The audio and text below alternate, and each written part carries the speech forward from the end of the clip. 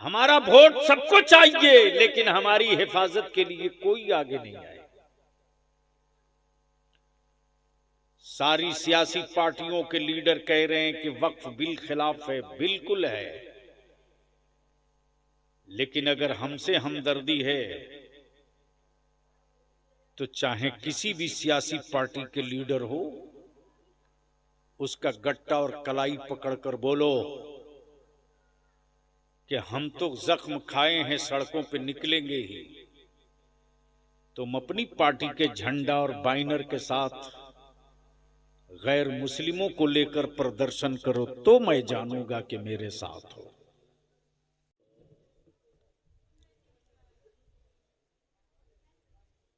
अल्हम्दुलिल्लाहि रब्बिल आलमीन वल आक़िबतु लिल मुत्तक़ीन।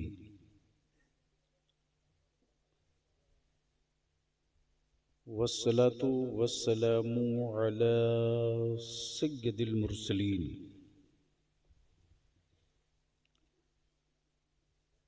व अला आलिहि व सहबिहि अजमाइन, अम्मा बाद।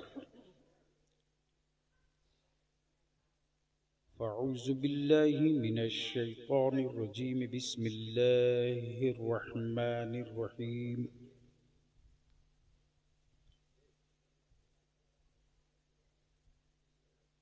इन्नद-दीन इंदल्लाहिल इस्लाम।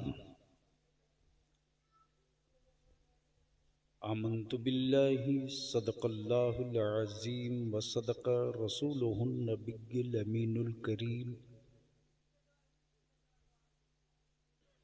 व नहनु अला ज़ालिका लमिनश शाहिदीन वश्शाकिरीन वल्हम्दुलिल्लाहि रब्बिल आलमीन। भैया उस पंखे को उधर घुमा दो, उधर उधर इधर से। हाँ, नहीं नहीं, मेरी तरफ नहीं।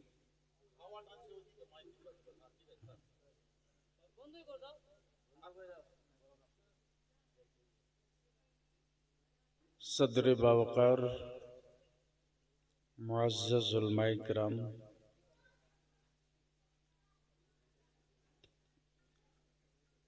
करीब पास दूर नज़दीक से चलकर तशरीफ़ लाए बिरादरान इस्लाम,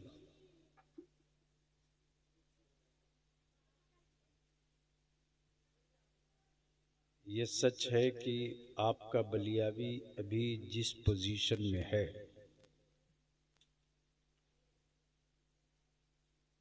हैरत ये नहीं कि हादसा हो गया, हैरत ये है कि हादसे में बलियावी बच कैसे गया। और कभी कभी हादसे ईमान और अकीदे को पुख्ता भी कर दिया करते हैं। कल तक बलियावी ने किताबों में पढ़ा था कि अल्लाह वाले मदद करते हैं। 24 फरवरी को जब ट्रेन हादसा हुआ तो बलियावी ने अपनी आंखों से देख लिया कि अल्लाह वाले मदद कैसे करते हैं। शर्त यह है कि वो अल्लाह वाला हो।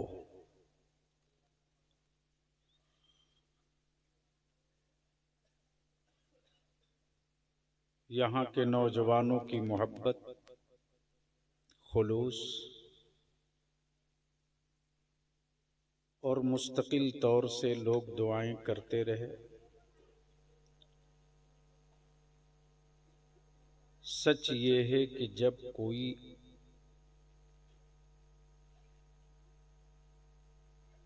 दीन का हो जाता है, मसलक का हो जाता है, अपनी मिल्लत का हो जाता है, तो मेरी कौम के लोग उसे अपना समझ लेते हैं। अल्हम्दुलिल्लाह, मशाइख की दुआएं, आप सबकी दुआएं अगर मैं बयान करूं तो शायद वही एक गुफ्तगू हो जाए।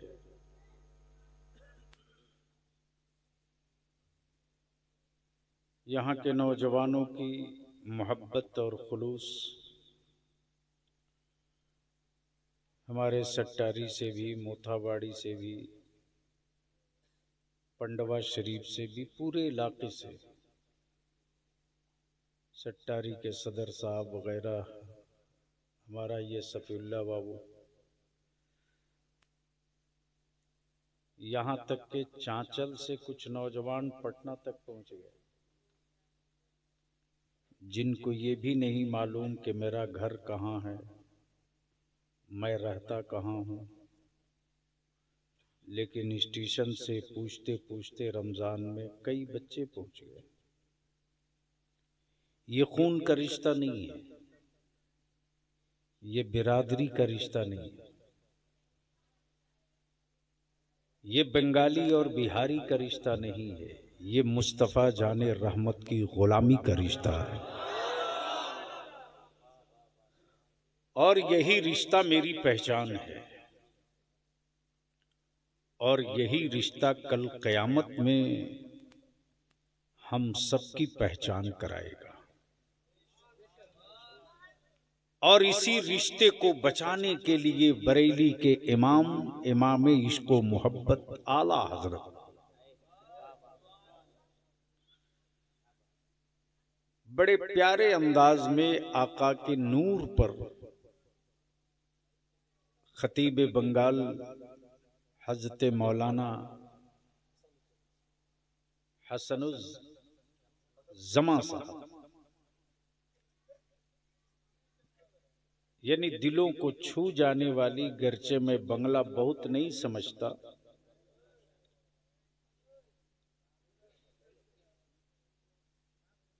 लेकिन सच ये है कि नबी का जो आशिक होगा वो और कुछ समझे न समझे, लेकिन जहां उनकी बड़ाई होगी उसे जरूर समझ जाएगा।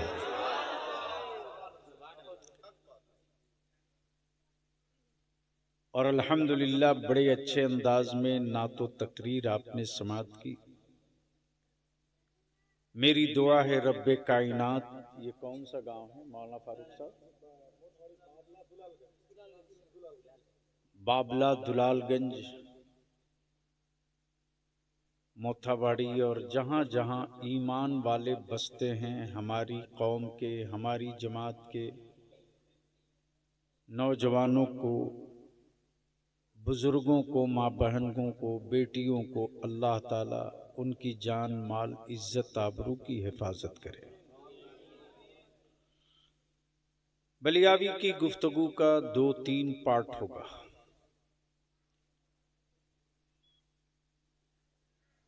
दुनिया में किसी कुफ्र को किसी से कोई डर नहीं लगता, लेकिन तन्हा इस्लाम है जिसे सारे जमाने का कुफ्र कांप रहा है।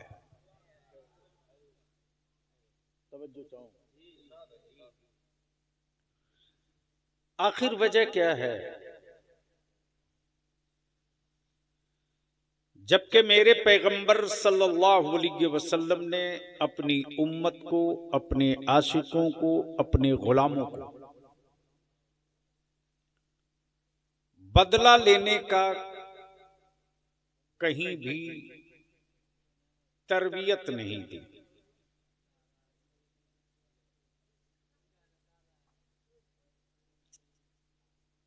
क्या हो गया, बंद कर दो।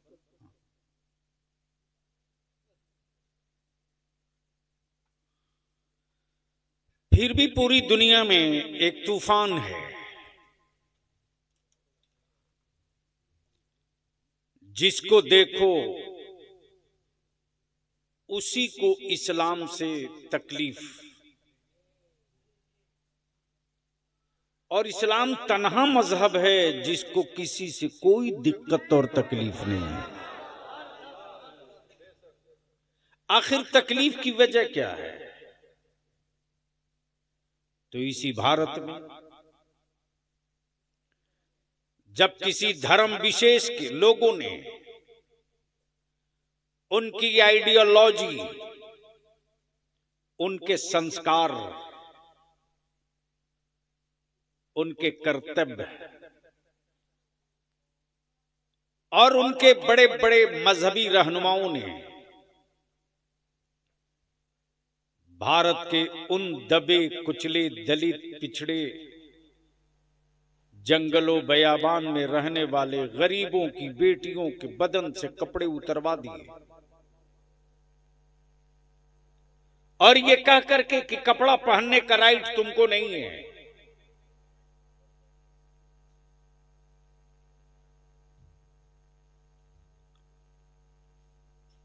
तुम्हारी बेटियां यूं ही नंगे रहेंगी और सामंतवादियों की औलादें उन्हीं जिस्मों से अगर खेल जाएं तो उस पर कोई कानून या कोई हुक्म या कोई अदालत सजा नहीं सुनाएगी। लेकिन इसी भारत में एक इस्लाम का शहजादा था जिसका नाम हैदर अली खान टीपू सुल्तान था। जब इक़्तिदार की कमान संभाला तो ऐलान आम करके बोल पड़ा कि भारत की किसी की भी बेटी हो वो भारत की बेटी है और जितना सबको अपनी बेटियों का हक है उतना ही इनकी बेटियों का भी हक है। इसलिए अब निकल गई है तलवार टीपू सुल्तान की। देखता हूं कौन दलित भाइयों की बेटियों और उनकी बहन और उनकी माओं के बदन से कपड़ा उतार ले।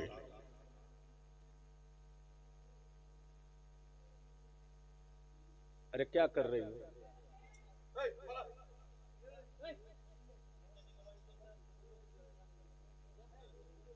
छोड़ दो भाई, बच्चे हैं। आखिर वजह क्या है?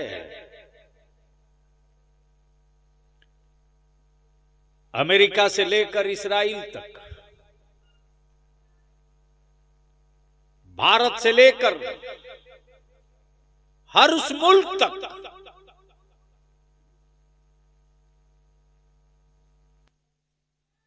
इस्लाम ने किसी की जमीन पर कब्जा नहीं किया है। बावजूद उसके इस वक्त हमारी जमीनों पर हुकूमत डंडा मार के कब्जा करना चाहती है। ये वक्फ की जमीन और जायदादें मुगलों की दी हुई खैरात नहीं है। यह हमारी बनी हुई मस्जिदें और मस्जिदों के मीनारे हुकूमत के सिक्कों से नहीं बने हैं। यह हमारे करबला दरगाहें और ईदगाहें, इनमें हुकूमतों की कोई ईंट नहीं लगी है।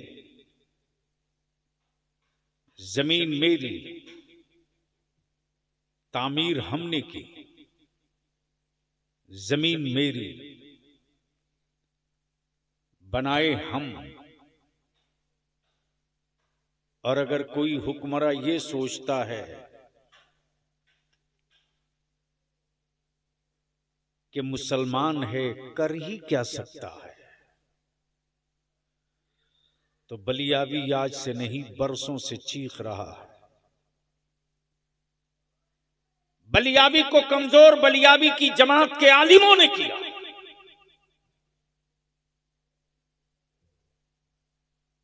बीस साल पहले मैं बिहार, बंगाल, झारखंड, उड़ीसा में घूम घूम कर कहते रहा, फार्म जिला जिला भेजते रहा कि अहले सुन्नत के लोगों अपनी अपनी मस्जिद, अपने अपने मदरसे, ईदगाहों की डिटेल भर के डायरेक्टरी बना लो। लेकिन आलिमों ने तवज्जो नहीं दी। बरसों से चीख रहा हूं, नशा से बाहर निकलो। सिर्फ दारू का ही नशा नशा नहीं होता, सिर्फ शराब का नशा ही नशा नहीं होता।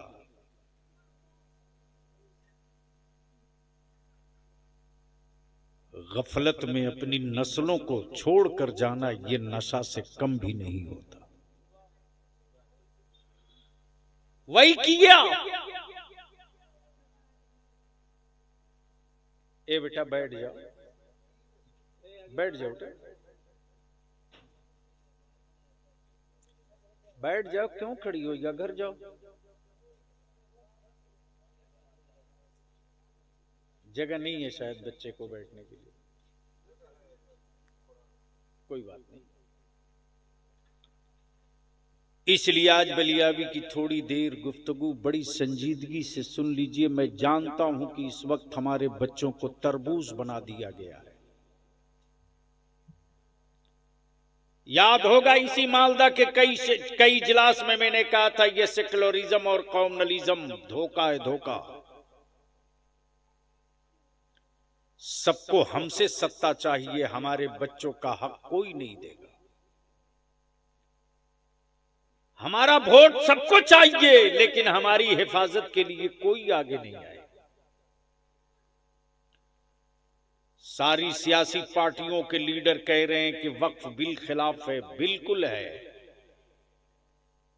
लेकिन अगर हमसे हमदर्दी है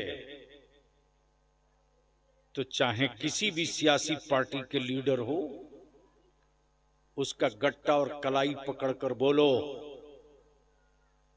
कि हम तो जख्म खाए हैं, सड़कों पे निकलेंगे ही। तुम अपनी पार्टी के झंडा और बैनर के साथ गैर मुस्लिमों को लेकर प्रदर्शन करो तो मैं जानूंगा कि मेरे साथ हो, वरना जो हालात हैं वो ये हैं कि हमारे 50 से 55 बच्चे मुर्शिदाबाद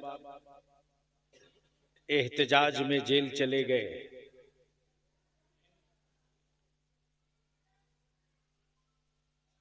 बेईमानों ने बदतमीजियां की। इस्लाम किसी भी उस काम की इजाजत नहीं देता जो इंसान को तकलीफ पहुंचाने वाला हो। अपनी लड़ाई को कमजोर मत होने दो। पार्टियों के पाले हुए गुंडे, ये भेजे हुए कुत्ते हैं, कुत्ते।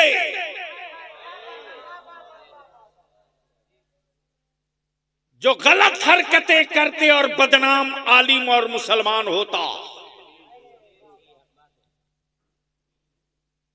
इसलिए कि दुनिया का कुफ्र मेरे पैगंबर की तारीख पढ़ करके तब मातम कर रहा है।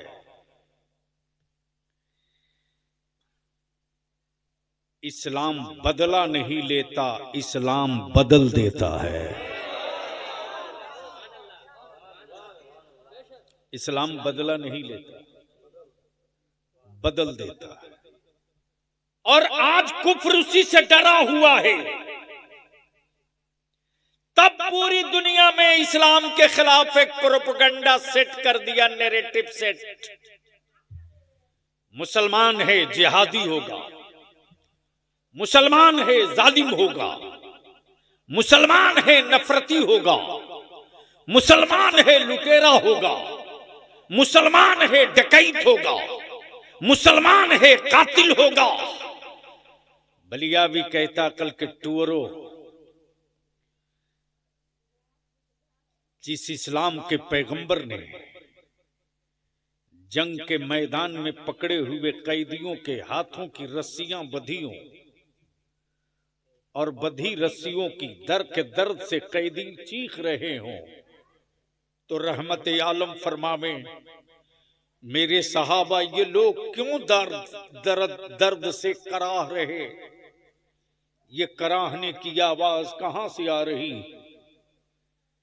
आकाई रहमत के जानेसारों ने अर्ज की, या रसूल अल्लाह, जो कैदी दुश्मन पकड़े गए हैं उनकी रस्सियां बंधी हैं हाथों में। उस बंधी हुई रस्सियों की गिरहें कुछ ज्यादा सख्त हैं, जिसकी वजह से ये चीख रहे हैं, कराह रहे हैं। रहमत आलम फरमाते, मेरे सहाबा उनके हाथों की रस्सियां ढीली कर दो, इनके दर्द हमें बर्दाश्त नहीं होते। तेरा नबी दर्द देने के लिए नहीं आया है, तेरा नबी दर्द मिटाने के लिए आया है।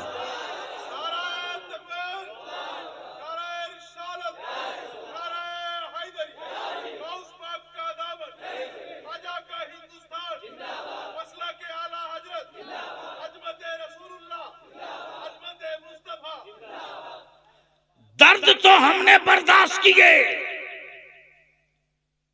जंगे आजादी की लड़ाई का दर्द हमको मिला। भारत की तकसीम के बाद से मुस्तकिल दर्द अब तक हमको मिला। दर्द तो हम खाए हैं, लेकिन कभी भारत से गद्दारी नहीं की, कभी हिंदुस्तान से गद्दारी नहीं की। जब मुल्क में एक संविधान, एक कानून, जब एक आईन, एक संविधान,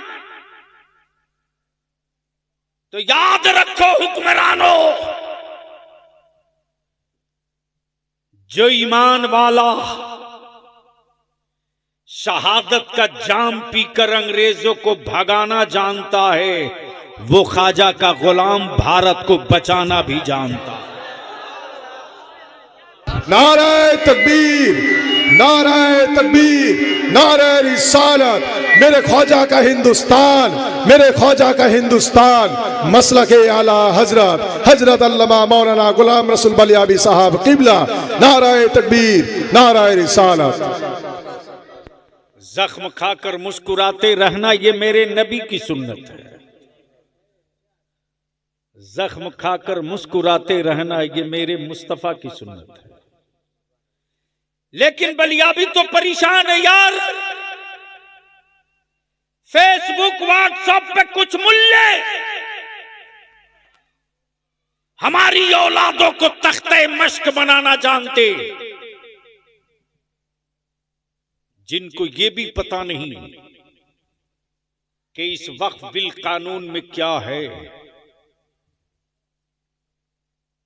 वो कहते कि बलियाबी साहब क्या कर रहे हैं,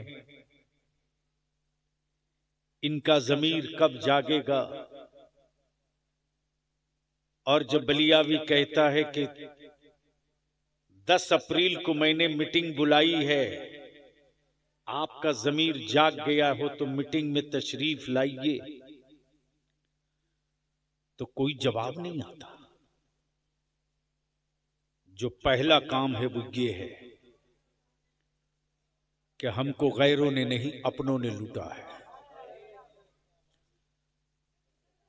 चाहे हिंदुस्तान के बंगाल का वक्फ बोर्ड हो, या बिहार का हो, या यूपी का, या गुजरात का, या महाराष्ट्र का, या कहीं का, हर वक्फ बोर्ड का चेयरमैन मुसलमान था। हर वक्फ बोर्ड का, हर वक्फ की प्रॉपर्टी का मुतवल्ली मुसलमान था। फिर वक्फ की जमीनें बिकी कैसे? वक्फ की जमीनों को बेचा किसने? और जिसने बेचा उस पर कानूनी कार्रवाई करके जेल भेजा क्यों नहीं? बलियाबी को खूब पता है कि वक्फ बोर्ड में जो लोग बैठे हैं वो गैर मुस्लिम नहीं, मुसलमान हैं। क्लर्क भी मुसलमान, किरानी भी मुसलमान। लेकिन अगर कोई चला जाए वक्फ बोर्ड में मस्जिद के काम से, मदरसे के काम से, दरगाह खानकाह के काम से, इमामबाड़ा करबला के काम से, तो वक्फ बोर्ड में बैठे हुए जो कर्मचारी हैं समझते हैं कि खुराक आ गई है, जितना नोच सकते हो इसको नोच के खा जाओ। इससे भी आप इनकार नहीं कर सकते। लेकिन लड़ाई तो होगी। अच्छा, एक बात मैं पूछूं कि लड़ाई समझ कर लड़नी चाहिए या बगैर समझे लड़नी चाहिए? जोर से बोलो ना। इतने बड़े मजमे में कोई एक आदमी है जो हमको समझा सके कि इस कानून में हमारे खिलाफ कौन कौन सा पॉइंट है?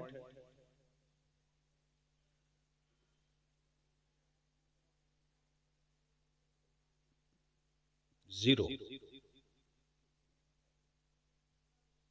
लेकिन व्हाट्सएप और फेसबुक पर, याद है ना, बरसों से मैं चिल्ला रहा हूं, मुसलमानों अपनी औलादों को संभालो। आज बरसों से चीख रहा बलियाबी की व्हाट्सएप फेसबुक पर बगैर सोचे समझे, बगैर उसकी सच्चाई को जाने हुए शेयर करने वालों, मेरे अजीज बच्चों, तुम तो बर्बाद हो ही रहे हो। अपने माँ बाप, बूढ़े माँ बाप और घर और गांव को क्यों बर्बाद कर रहे हो? तुमने तो सोचा कि मैंने फला दोस्त को भेज दिया है, लेकिन शायद तुझे पता नहीं कि तेरे दोस्त के यहां जाने से पहले पहले उस तक पहुंच गया है जिसके जिम्मे एक ही काम है कि मेरा निशान कैसे मिटेगा, मेरे बच्चों को दहशतगर्द कहने का मौका कब मिलेगा। यूपी में बुलडोजर नंगा नाचे, कोई कानून नहीं, एक हरामखोर नहीं बोला ये जुल्म है।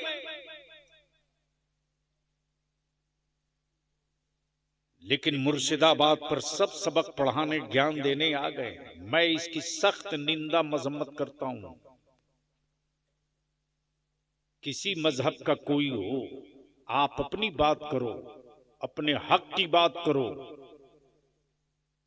किसी की दुकान और मकान जलावे कोई और इल्जाम मेरे बच्चों के सर पे मढ़ा जाए, दीदी को भी इस इजलास के जरिए मैं कहना चाहूंगा कि इसकी अदालत के जरिए जांच कराइए, इसलिए कि इसके अंदर से महक आ रही है कि हमारे बच्चों को बदनाम करने के लिए कोई साजिश रची गई है, ताकि पूरे मुल्क में जो गैर मुस्लिम इसके खिलाफ वक्फ बिल की हिमायत में खड़ा हो रहे हैं, उनको रोका जा सके। उसकी प्लानिंग का हिस्सा है ये।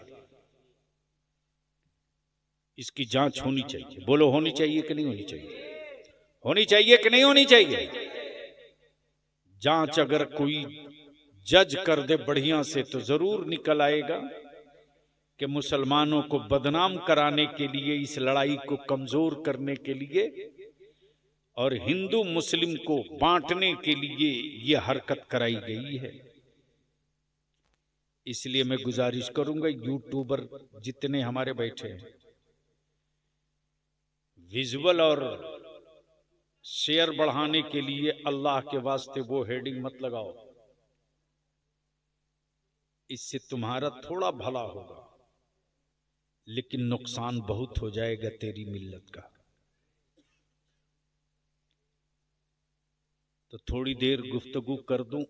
जिस आयत करीमा की तिलावत किया है, दुरूद शरीफ पढ़ लेता।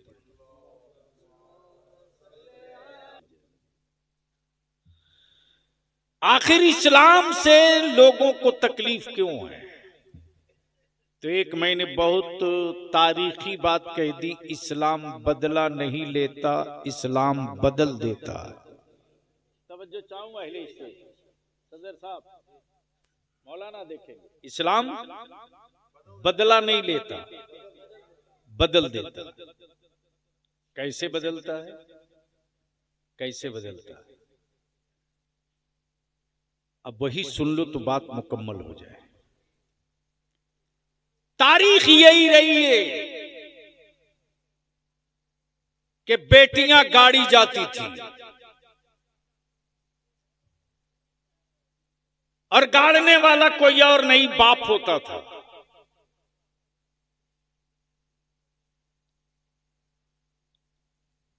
बेटियों की आबरू लूटने वालों को जो माला पहनावे, वो हुक्मरा अगर कहे कि बेटी बचाओ, तो ये इसे ही लगता है कि कोई अपराधी लोगों को ज्ञान दे रहा हो कि आप इंसान बनिए। क्या ऐसे ही है जैसे कोई डकैत किसी को कहे कि आप चोरी मत कीजिए। इस्लाम बदला नहीं लेता। बेटियां दफन हो रही थी, माएं सिसक रही थी, बेटियां गाड़ी जा रही थी, माएं आंसू बहा रही थी। गढ़ती हुई बेटियों को देखकर बाप कुछ भी था, इंसान था, गढ़ने वाली बेटियों से आंखें मिलाने की हिम्मत नहीं रखता था, बेटियां गाड़ देता था। मेरे पैगंबर ने आने के बाद, जमीन पर तशरीफ लाने के बाद, रहमत आलम ने बेटियों को जिंदा गाड़ने वालों से बदला नहीं लिया। रहमत आलम ने उसी बाप को बदल के रख दिया और बता दिया बेटियां गाड़ी नहीं जाएंगी। आज जो तेरी बेटी कहला रही है, कल इसी बेटी के कदमों के नीचे उसकी औलादों की जन्नत होगी। बेटियों का मकाम बचाकर मुस्तफा ने बाप बदल दिए, बेटियों के बाप बदल दिए, बाप का जहन बदल दिया, बाप की सोच और नजरिया बदल दिया। जब इस्लाम मक्के में तेजी से चल पड़ा और 39 लोग इस्लाम कबूल कर लिए। कितना? 39। कितना? जब 39 लोग इस्लाम कबूल कर लिए, तब अरब के काफिरों ने मीटिंग की और उस दौर के दबंग फारूक आजम से कहा, ए उमर, 39 लोग मुसलमान हो गए, हम पूरी ताकत लगा दिए पैगंबर इस्लाम के खिलाफ प्रोपेगेंडा करने में। जादूगर कहे माजल्लाह कामयाब न हुए, साहिर कहे कामयाब न हुए, पत्थर मारे कामयाब न हुए, राह में कांटे डाले कामयाब न हुए, बदन पे गंदगी पे कूड़े फेंके कामयाब न हुए, उनके घर का घेराव किया, कामयाब ना हो सके, काबे के तवाफ से रोक दिया, कामयाब ना हो सके। अब तुम ही कुछ करो। तब उस दौर के उमर ने तलवार ली और लेकर निकले, ये कहते हुए कि जब मैं नबी को ही नहीं रहने दूंगा तो इस्लाम कहां रहेगा, जब रसूल ही को नहीं छोड़ूंगा तो इस्लाम कैसे रहेगा। जैसे ही खबर मिली रहमत आलम को कि उमर चले हैं पूरे तेवर के साथ मेरे कत्ल के लिए, सैयदना अबू बकर अर्ज करते, या रसूल अल्लाह अलैहिस्सलाम, मेरे मां बाप आप पर कुर्बान। उमर की नीयत अच्छी नहीं लग रही। रहमत आलम मुस्कुरा के फरमाते, ओ उमर, ए अबू बकर, उमर 40 नहीं पूरा होने देंगे, आने दो। आज उमर को ही दाखिले इस्लाम करके 40 की तादाद पूरा किया जाए। अब 40वां से झगड़ा किसको किसको है भाई? यानी 40 से तकलीफ किसको है?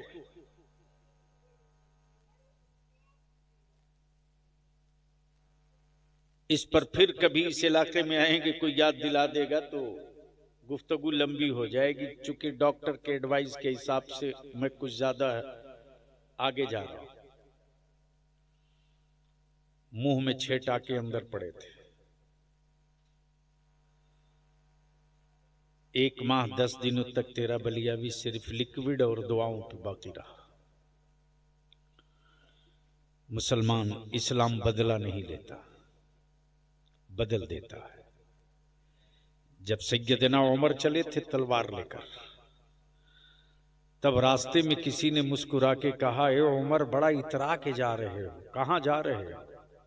हाय हाय, क्या कहा? बड़ा इतरा कर जा रहे हो, कहां जा रहे हो? तब सैयदना उमर ने यही कहा था कि मैं जा रहा हूं उनका काम तमाम करने। आए हाय, कहने वाले ने कहा उनकी तरफ बाद में जाना, पहले अपने घर की खबर ले लो। कब बोलोगे यार, बोल दो, तवज्जो चाहो। क्या कहा? पहले अपनी बाड़ी की खबर लो। अब तो बोल दो बंगाल के बाड़ी वालों।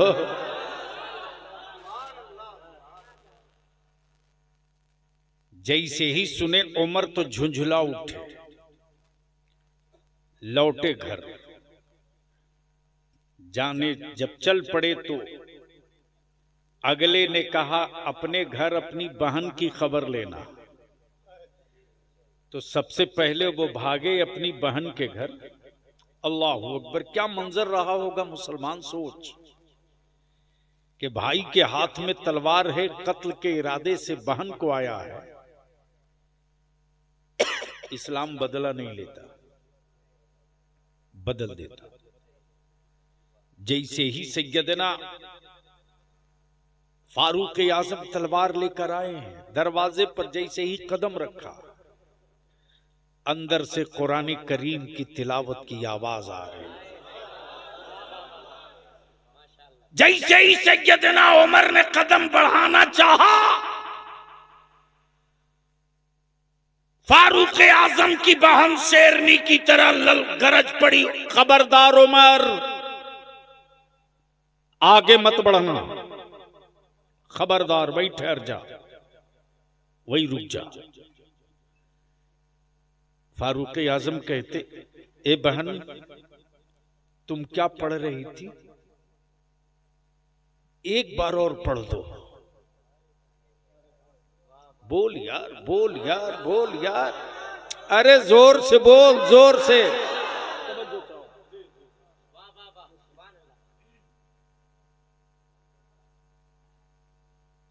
अरे अभी कितने दिन हुए सत्ता संभाले तुझको?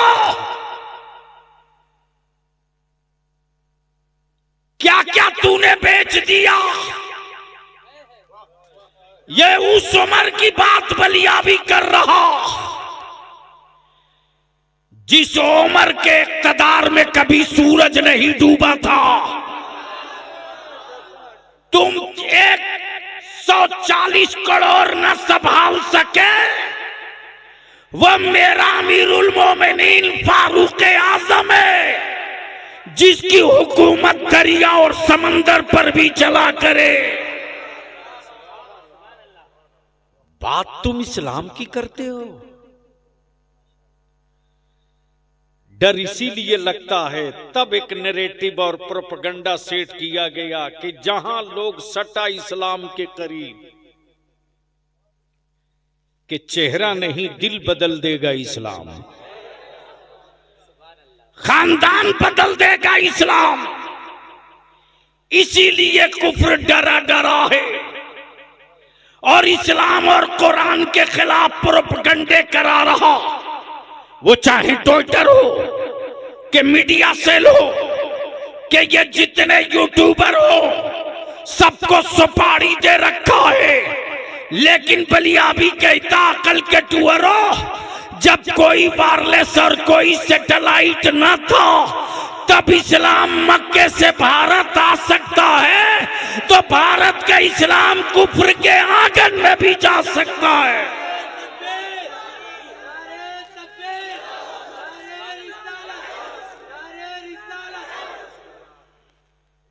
शर्त यह है कि तुम मुसलमान बन जाओ। आए हाय हाय, बोल दो तो बोल दूंगा, बोल दे जोर से। शर्त यह है कि तुम मुसलमान बन जाओ। जब तुम मुसलमान बन जाओगे तो तेरे घर में कभी शराब की बोतल नहीं खुलेगी। जब तुम मुसलमान बन जाओगे तो तेरे घरों में कभी सूद के पैसे की रोटी और सब्जी नहीं बनेगी। जब तुम मुसलमान बन जाओगे तो तेरे घरों के अलमारियों में सूद का कोई एक नया पैसा नहीं आएगा। जब तुम मुसलमान बन जाओगे तो तेरी मस्जिदें खाली नहीं रहेंगी, लगेगा हर दिन ईद है। जब तुम मुसलमान बन जाओगे तो तेरी बेटियां बेपर्दा नहीं, हया की चादर में सड़कों पर दिखेगी। जब तुम मुसलमान बन जाओगे तो तेरे बेटे गाना नहीं गाएंगे, मुस्तफा की नाम पढ़ेंगे। शर्त यह है कि तुम मुसलमान बन जाओ। और जब तुम मुसलमान बन जाओगे ना तो तुम्हारे दरवाजों पर पर्दे लगे रहेंगे। बोलोगे तो बोल दूंगा, जोर से बोल, जोर से। इस्लाम को कुफ्र से डर नहीं लगता, लेकिन पूरी दुनिया के कुफ्र को इस्लाम से बड़ा डर लगता है। इस्लाम बदला नहीं लेता, बदल देता है। आगे उमर, जैसे ही कहा एक बार और पढ़ दो, बहन ने फिर पढ़ा। उमर ने उठकर आगे बढ़ना चाहा। बहन कहती खबरदार उमर, खबरदार उमर, आगे मत बढ़ना, ये अल्लाह की किताब है, तुम इस लायक नहीं हो कि इसे छू सको। उमर आगे मत बढ़ना। फिर से गदेना उमर कहते कि एक बार और पढ़ दो ना, दिल को बड़ा सुकून मिल रहा है। आए हाय, बोल बोल बोल बोल बोल। तब बलिया भी कहता ईसा ले सवाब का सबूत मांगने वाले, जब उमर जैसे बहादुर के बेचैन दिलों को बहन की तिलावत से सुकून मिल सकता है, तो कुरान की तिलावतों से कब्र वालों को सुकून कैसे नहीं मिलेगा।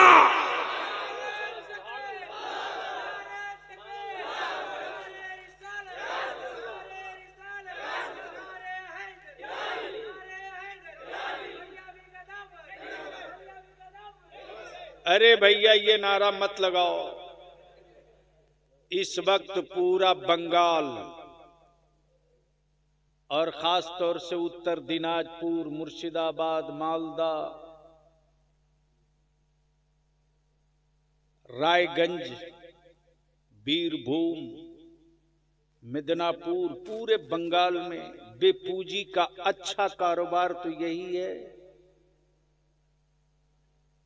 बस चले कुछ लोगों का तो बलियावी की गर्दन दाब के मार देंगे, लेकिन हलक में जब तक सांस बची रहेगी ना,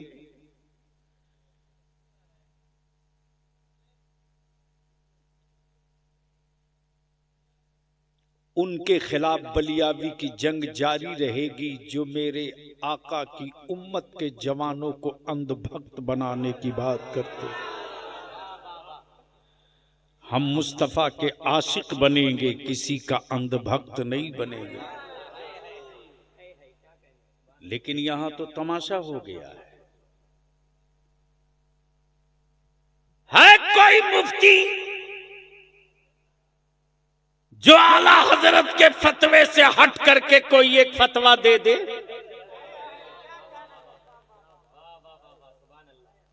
यानी सवाल का जवाब लिखने के लिए आला हजरत चाहिए, जलसे में आला हजरत का नारा लगे तो पेट में दर्द होगा।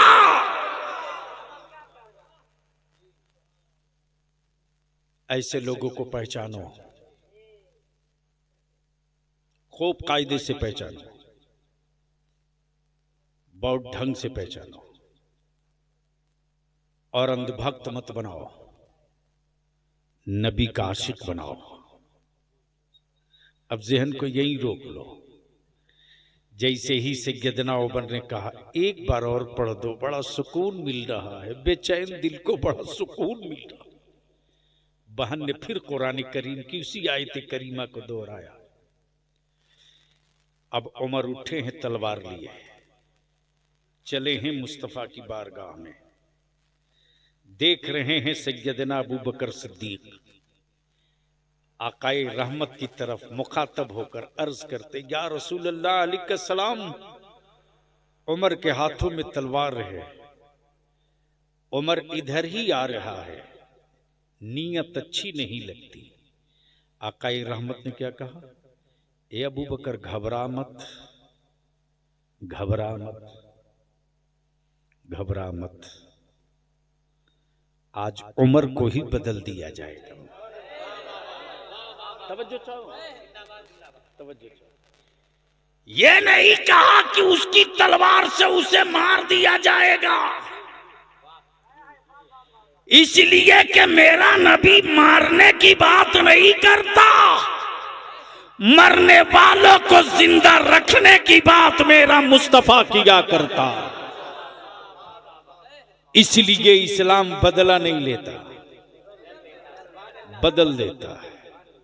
अब आजा जरा सा जहन को थोड़ा करीब कर ले। करबला मुअल्ला में बंद पानी हुआ, खेमे जले, घर लूटा, औलादों की लाशें तड़पी,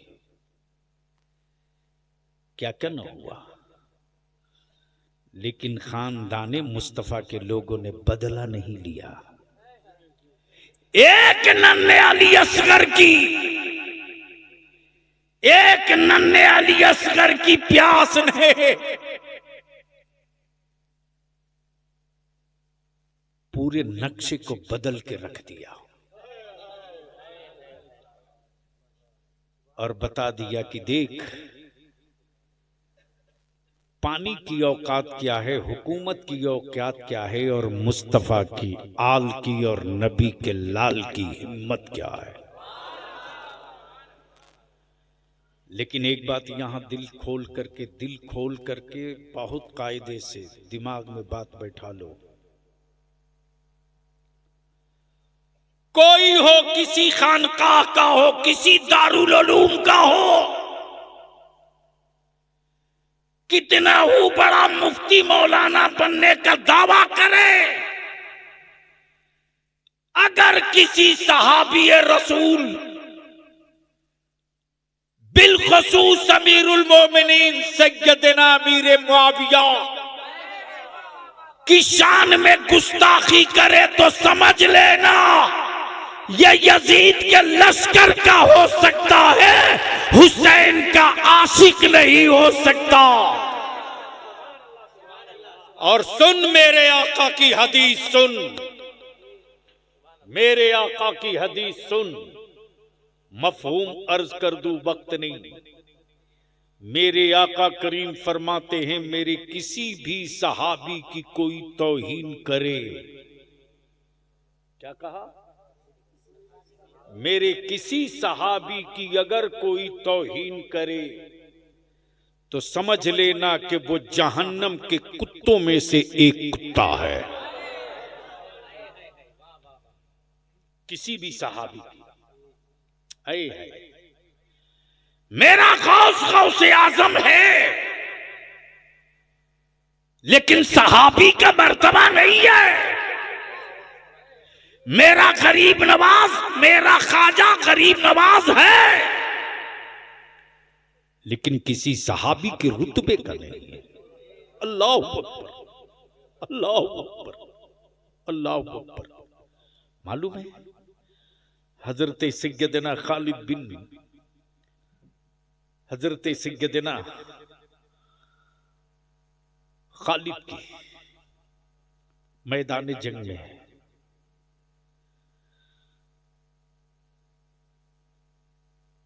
अचानक लड़ाई बंद कर दी है, सारे जानेसार परेशान, अब क्या होगा, हम जंग हार जाएंगे, हम पर हमले हो गए। लेकिन हजरत सैयदना खालिद की कैफियत ये कि वो घोड़े से नीचे उतर करके अपना अमामा ढूंढ रहे हैं, अमामा ढूंढ रहे हैं। आप सोचो जरा, तलवारें चमक रही हो, गरज रही हो, इसी बीच में वो अपना अमामा ढूंढ रहे हैं, अपना अमामा ढूंढ रहे हैं और कह रहे लोगों तलवारें रोको, अमामा ढूंढो। कमांडर है, अमामा ढूंढवा रहे हैं। लोग परेशान हैं, क्या हो गया खालिद को, अचानक जंग रोक दी और कह रहे हैं अमामा ढूंढो। जैसे ही अमामा शरीफ मिल गया, सैयदना खालिद अपने सर पर रख के कहते, जंग जीतने की जमानत मेरे सर से उतर गई थी, जंग को फतह करने की जमानत मेरे सर पे आ गई है, जंग जीत जाओ। जानेसारों ने अर्ज की, ए सैयदना खालिद ये तो बताओ कि इस कपड़े में क्या तासीर है कि जंग जीतने की अमानत है।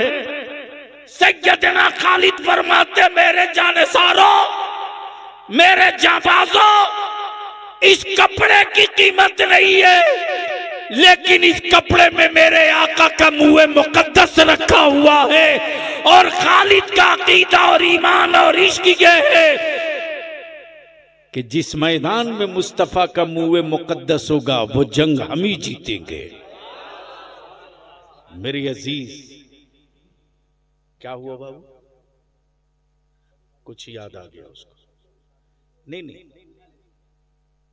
किसके लिए? नहीं नहीं, बैठ जाओ, मोहब्बत है तुम लोगों की।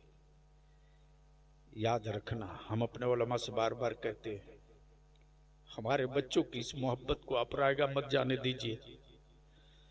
दुनिया के किसी भी मजहब में इस तरह मोहब्बत करने वाला अपने मजहबी पेशवा से कोई नहीं मिलता है, कोई नहीं मिलता। मौलाना, आज तक मैंने नहीं देखा है कि किसी बाबा के लिए कोई गंदा वगलदान धुल करके ले जाकर के रखता हो, नहीं देखा। ये भी नहीं देखा कि आलिम, ये भी नहीं देखा। देखा ना, थोड़ा सा पसीना आने लगा, ऐसा सुबह पंखा लाओ। हम अपने उलमा से यही अपील करते हैं हाथ जोड़ करके कि हमारे बच्चों की इस मोहब्बत को आप बचा लो। अगर हमारे बच्चे घायल हो गए और आलिमों से भरोसा टूट गया ना, तो इस्लाम बहुत कमजोर हो जाएगा, सुन्नियत बहुत कमजोर हो जाएगी।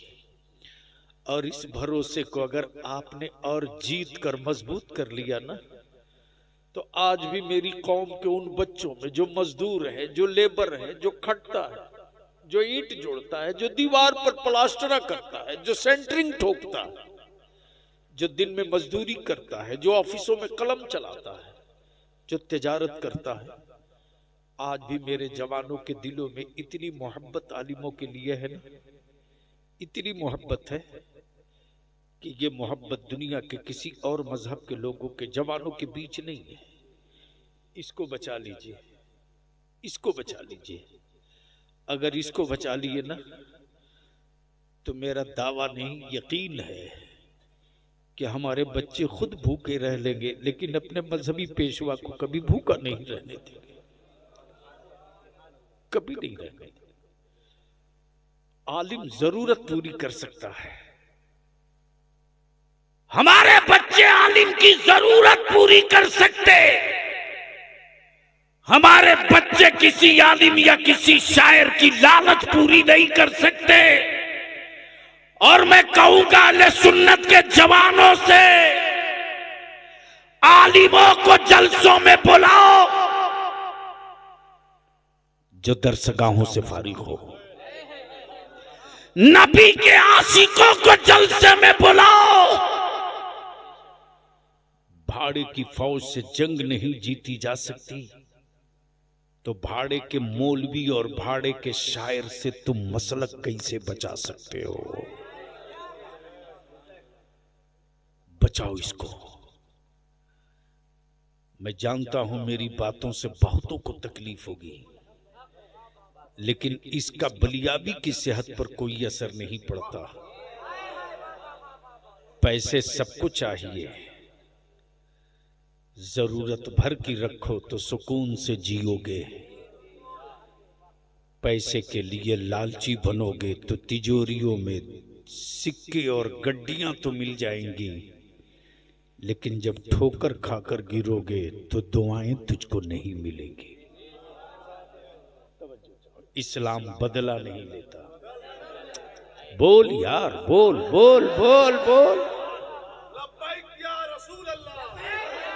चारों तरफ से, चारों तरफ से।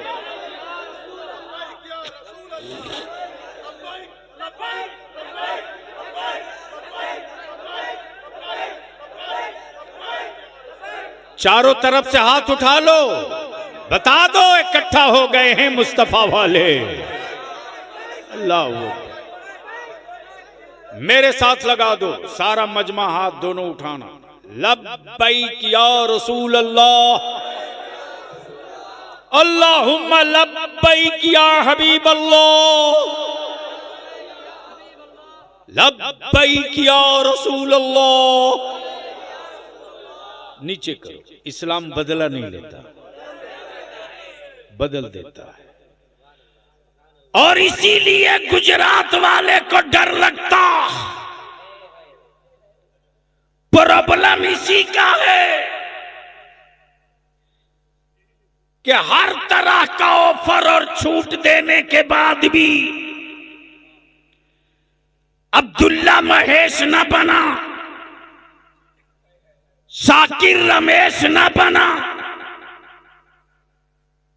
लेकिन न जाने कितने लोग अब्दुल्ला अब्दुल करीम बन गए। तब डर लगा तो कहा कि अगर वही जमीन वफ करेगा जो कम से कम 5 साल तक मुसलमान हो, तो बलियाबी अगर यही दोहरा दे कि फिर मंदिरों के लिए जमीन वही दे जो कम से कम 5 साल तक हिंदू रहे।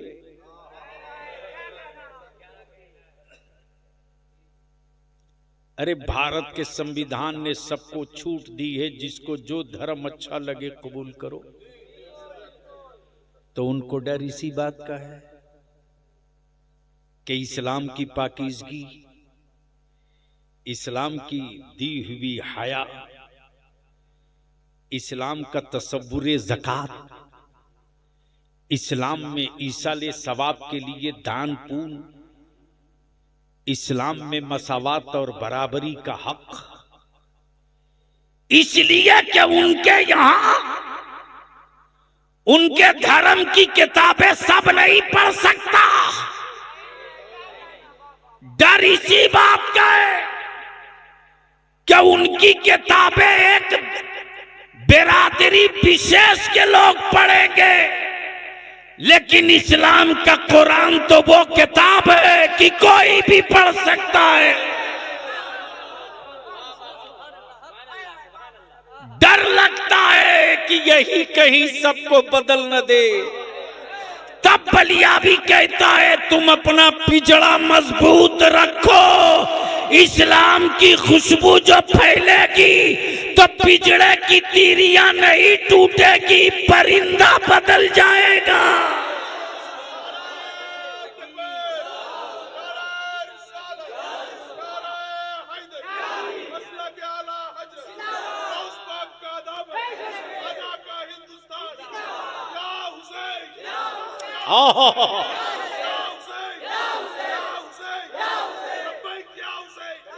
सुभान अल्लाह। एक बात दिल में लिख लो, जो बरेली के इमाम अहमद रजा के मसलक पर चलने वाला है वही सच्चा हुसैनी है। सैयदना अबू बकर सिद्दीक को छोड़कर कोई मौलाई नहीं हो सकता, और सैयदना मौला अली को छोड़कर कोई हुसैनी भी नहीं हो सकता। यह बड़ा नाजुक रास्ता है। अहले बैत के लिए बाल बराबर भी बदगुमानी हुई तो भी गए, और सहाबा के लिए खुलफाए राशिदीन सैयदना अबू बकर सिद्दीक सैयदना फारूक आजम के लिए थोड़ी सी बदगुमानी हुई तो भी गए।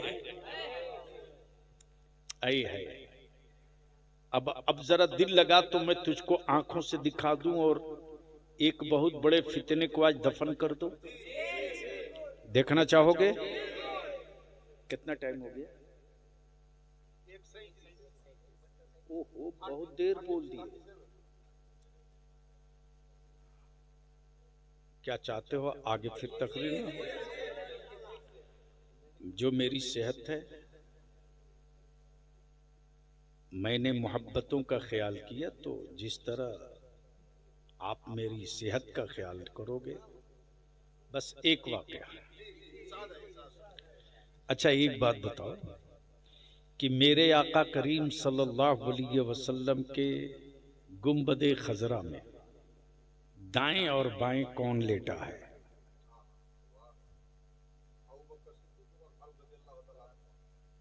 यही है ना? यही है ना?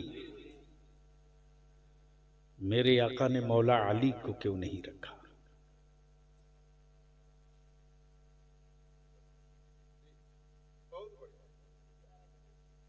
मेरे आका ने सैयदना उस्मान गनी को क्यों नहीं रखा? वो तो कासिमे कुल है। तब ताजुशरिया ने इश्क की चादर खसकाई और क्या कहा? जहां बानी अता कर दे। क्या कहा? भरी जन्नत, खाली जन्नत नहीं।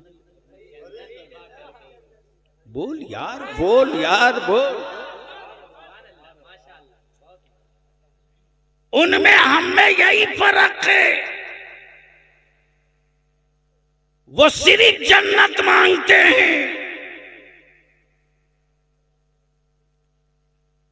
और मेरे आला हजरत का वारिस भरी जन्नत मांग रहा है। मौलाना तब बलियावी कहता, अगर बत्ती मोमबत्ती बेचने वालों को आला हजरत समझ में नहीं आएंगे। धागा बेचकर हवेली बना सकते हो, धागा बेचकर रजा नहीं समझ सकते। क्या कहा? भरी जन्नत आए है। नबी मुख्तारे कुल है। हजरत क्या कहा?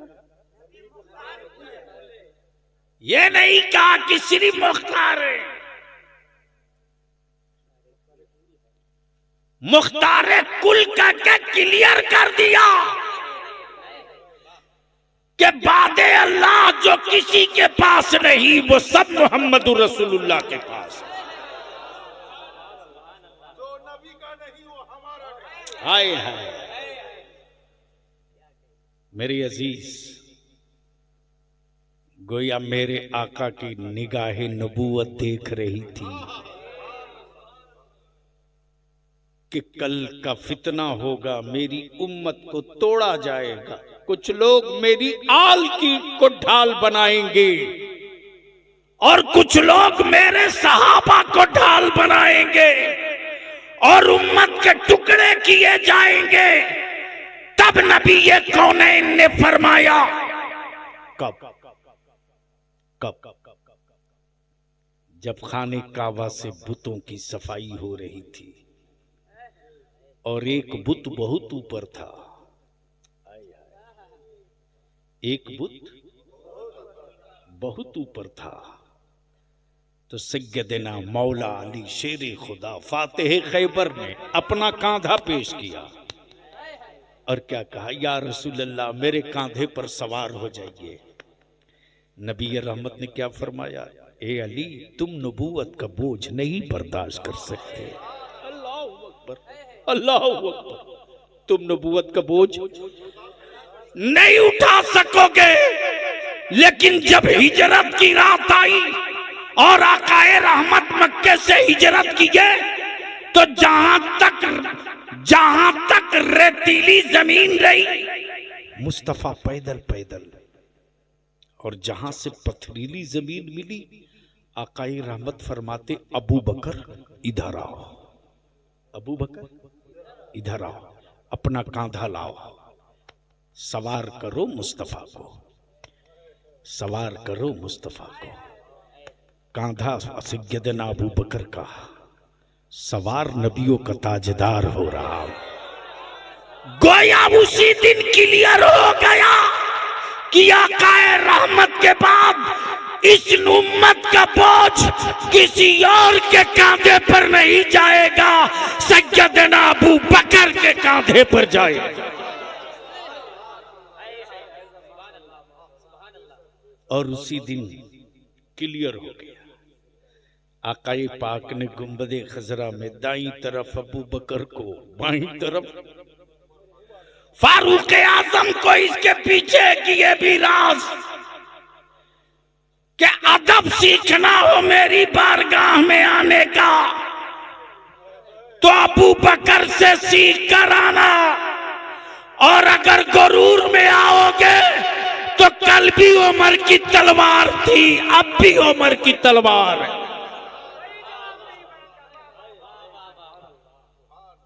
और दोनों को आजू बाजू में रखकर, पहलू में रखकर बता दिया ये कल भी मेरे थे।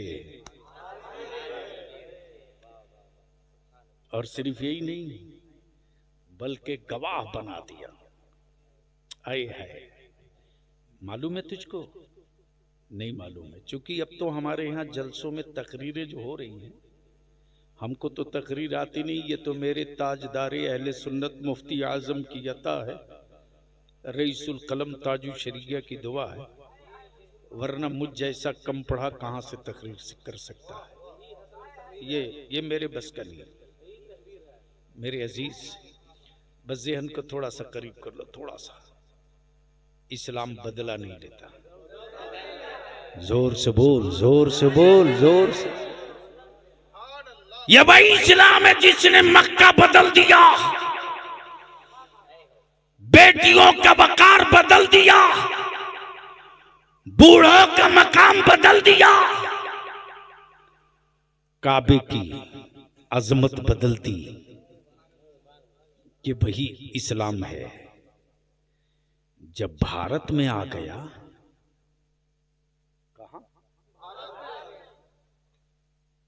दिल लगाओ, बड़ी कीमती बात समझ सकते हो तो इशारे में समझना। मैं वो नहीं हूं कि किसी के बदन का कपड़ा उतारूं। वो नंगे लोग हैं जो लोगों को नंगा किया करते हैं। मुस्तफा वाले हयादार हैं, हया की चादर बांटते हैं।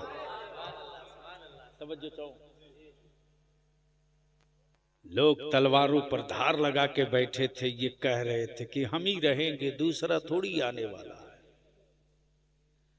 7 समंदर पार ही मुस्तफा का दीन रहेगा, इधर थोड़ी आएगा। लेकिन अचानक लोगों की आंखें फटी की फटी रह गई जब भारत के ईमान वालों का मुश्किल कुशा मेरा गरीब नवाज आ गया। अरे बोल यार, बोल बोल। होने लगी मीटिंग, महापंचायत। इस्लाम आया, दिखा नहीं, आ कैसे गया?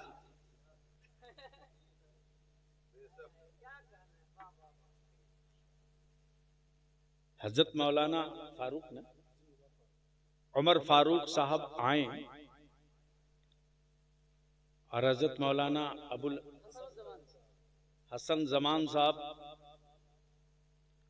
पूछे जलसे वालों से, क्या नाम बाबू तुम्हारा? शराफत हुसैन। राजू कहाँ? राजू कौन था जो तारीख के लिए झगड़ा करने गया था? अरे जो तारीख लेने के लिए परेशान किया था वो कहाँ गया? सो गया। तू ही गया था? राजा, इस हाल में भी तूने मुझको नहीं छोड़ा।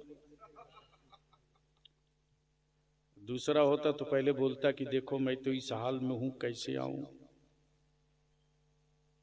लेकिन एक अच्छी बात रही कि कुछ लोगों ने सौदा करना चाहा, इसने इनकार किया, बोला हमें भाड़े का नहीं चाहिए।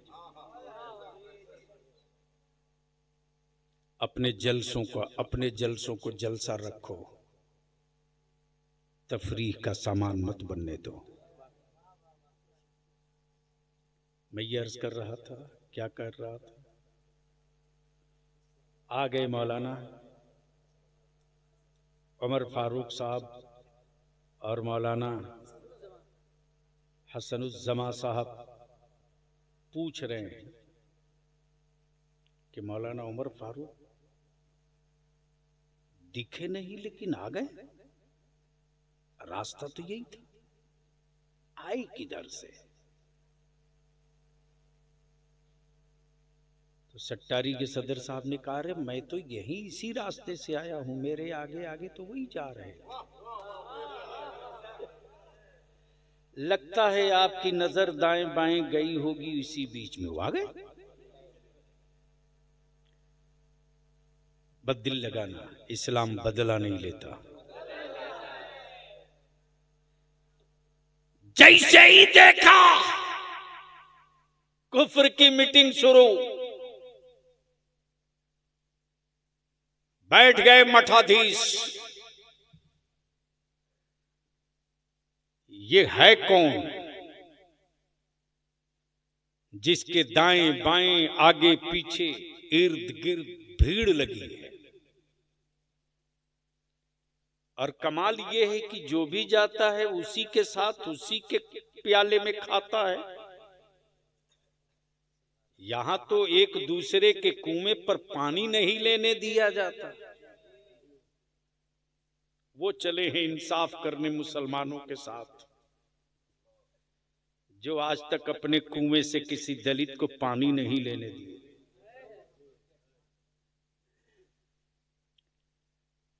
अब जो जत्था और जो समूह चला, और देखते देखते जब मुसलमान नहीं इस्लाम बढ़ने लगा, तब महापंचायत बैठी कि यार ये तो बड़ा गड़बड़ हो रहा है, इनको भगाओ, रोको। तो कैसे रोकोगे? का जादूगर बुलाओ। यानी इतना डर कि ये खुद भी नहीं मारने की हिम्मत करे जादूगर बुलाओ। सोचो,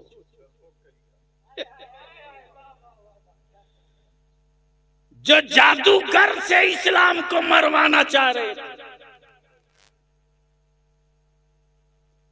लेकिन ख्वाजा तो ख्वाजा है यार।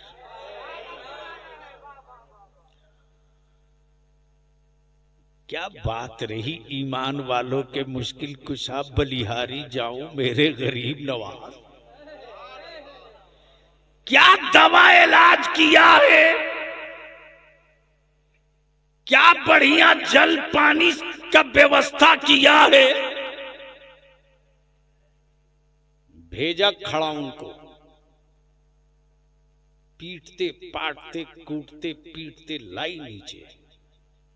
अच्छा, हैरत है कि खड़ाउन को क्या पता कि जय जोगी जयपाल यही है, वो तो लकड़ी है। क्या हजरत, लकड़ी को क्या पता कि आप ही हजरत है? वो तो लकड़ी है।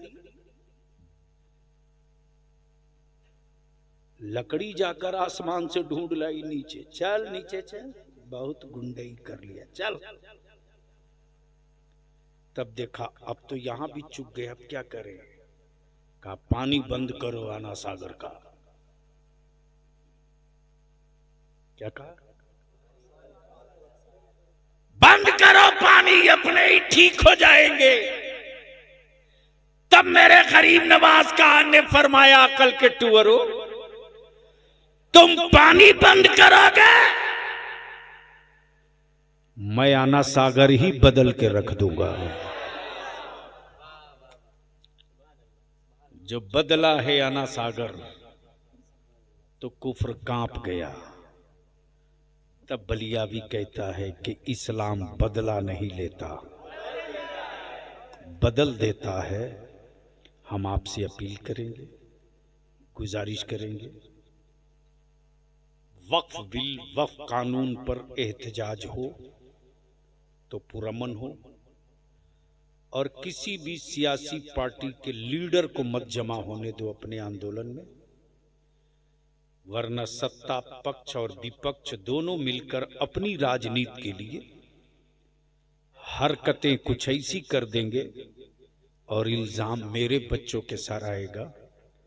मैं तो साफ कहता हूं, किसी भी पार्टी के हो, किसी भी सियासी दल के हो, अपने नेता और अपनी पार्टी के सुप्रीमो से कहो कि मुसलमान तो जला हुआ है, आंदोलन कर रहा है। अगर सच्चे मानों में आप मुसलमानों के हमदर्द और वक्फ कानून के खिलाफ हैं तो आप अपनी बिरादरी और अपने धर्म के लोगों को लेकर अलग निकलिए, ताकि हुकूमत पर ये असर पड़े कि इस कानून से सिर्फ मुसलमानों को ही तकलीफ नहीं है, भारत के नन मुस्लिमों को भी तकलीफ है। वरना भीड़ मेरी हो, बच्चे मेरे हों और इनके जज्बात से खेलकर रोटी आप सेकें तो याद रखना ये नुकसान लंबा हो जाएगा। और कमाल ये नहीं कि हम कानून को हाथ में लेकर जंग लड़े। कमाल ये है कि कानून के साथ रहकर हम जंग जीत जाएं। यही मेरे आका की सुन्नत है और शरीयत भी है। और मैं तो कहता हूं कि भारत में एक ही लीडर है जिसने पूरी जंगे आजादी का नक्शा जो बनाया है, करमचंद राष्ट्रपिता बापू ने, वो किसी मुल्क के हुक्मरां की जिंदगी से सीख कर नहीं, मेरे मुस्तफा की जिंदगी से सीख कर। अहिंसा का पैगाम मेरे नबी का था, इंसानियत का तहफ़्फ़ुज़ मेरे नबी का था, और उसी पर चलकर इस मुल्क की आज़ादी की जंग लड़ी गई है। खबरदार अपने औलादों के दिलों से ये बात निकलने मत दो कि ये मुल्क उसका नहीं है। एहसास दिलाते रहो कि ये मुल्क उसी का है और इस मुल्क में अमन के साथ अपना हक लेने का की जिम्मेदारी भी उसी की है। अल्लाह तबारक व तआला अमल खैर की तौफीक रफ़ीक अता फरमाए। यार जिंदा खड़े हो जाए। सलात सलाम।